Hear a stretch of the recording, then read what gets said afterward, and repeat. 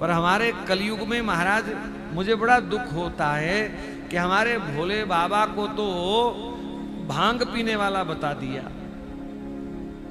पता नहीं, मुझे शास्त्र में कहीं एक पंक्ति ऐसी बता दीजिए कि भोले बाबा चिलम पीते थे, भोले बाबा भांग रगड़ रगड़ करके खाते थे।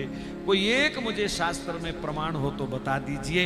ये प्रमाणिक बात नहीं है। हाँ, जिन नशेड़ियों की इच्छा हुई नशा करने की तो उन्होंने ये बात सामने रखी कि भोले बाबा भी भांग रगड़ रगड़ के पीते थे, हम तो उनका प्रसाद लेते हैं।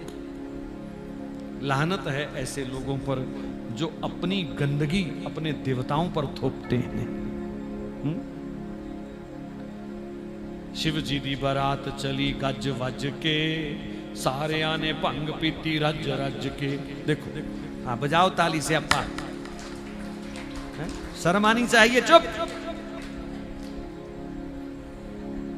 ऐसे ऐसे गीत गाए जा रहे हैं और ये बेवकूफ हिंदू नाचते हैं नोट फैला फैला करके, सारे आने भंग पीती रज रज के। हैं यमदूत इतना मारेंगे शंकर जी के गण भूत प्रेत अपनी बिरादरी में शामिल कर लेंगे तुमको।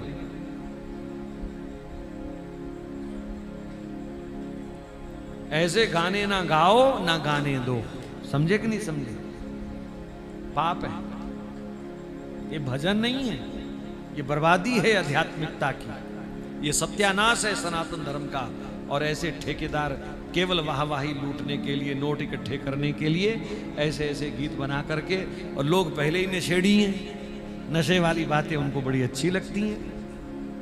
मैं बिल्कुल इस बात को व्यास मंच से खंडित करता हूं कि हमारा कोई देवी देवता इस प्रकार से कोई नशा करता होगा। नहीं जी, देवता सोमरस पीते थे, सोमरस मैंने शराब पीते थे। अरे सोमरस एक औषधि है, पढ़ो आप आयुर्विज्ञान को पढ़ो, सोमरस एक औषधि है, वो शराब नहीं है। लेकिन शराबी कहते हैं देवता भी सोमरस पीते थे, हम भी सोमरस पी रहे हैं। तू अपनी बर्बादी पी रहा है, तू मृत्यु पी रहा है। वो कोई कह रहा था कि शराब कभी एक्सपायर नहीं होती, पीने वाले एक्सपायर हो जाते हैं जल्दी। एक शराबी से मैंने पूछा, मैंने कहा यार शराब क्यों पीता है तू? उसके ऊपर लिखा है शराब पीना सेहत के लिए हानिकारक है। तो उसने मुस्कुराते हुए बड़ी सुंदर बात कही, कहा आपको पता नहीं है?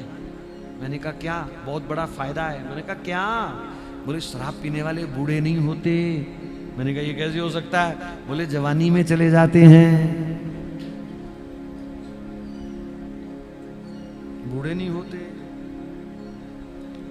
तो शंकर भगवान तो गंगा जैसा अमृत देने वाले हैं संसार को, और उनको तुम भांग वाले कह करके और कितना कलंक लगा रहे हो अपने धर्म पर।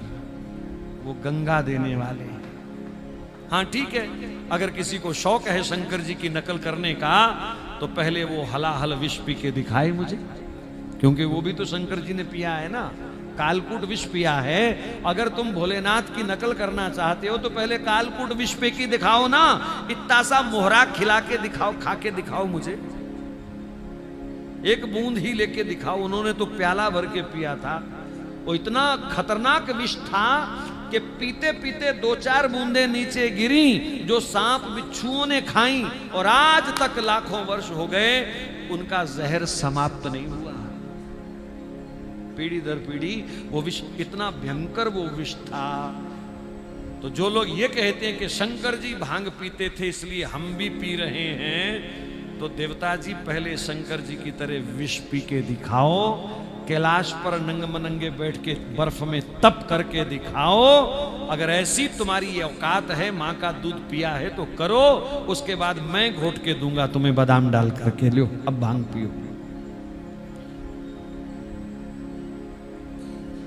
पता नहीं किसने ये सब प्रपंच चलाए, गलत है, अपराध है।